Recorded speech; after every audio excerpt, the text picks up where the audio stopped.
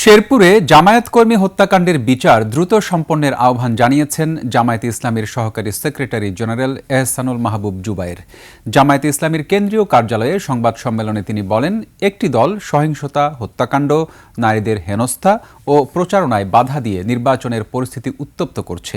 এমন পরিস্থিতি চলমান থাকলে আসন্ন সুষ্ঠু নির্বাচন বাধাগ্রস্ত হবে।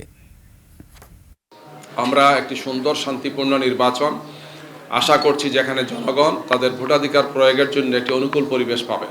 কিন্তু আমাদের সে মনে হচ্ছে যে একটা দল পরিস্থিতি উত্তপ্ত করছেন, একটার পর একটা এই ধরনের আতঙ্কজনক পরিস্থিতি তৈরি করে সাধারণ ভোটারদের মধ্যে আতঙ্ক তৈরি করে তারা যাতে ভোট কেন্দ্রে না আসেন, এই ধরনের একটা অপপ্রয়াস তারা চালাচ্ছেন।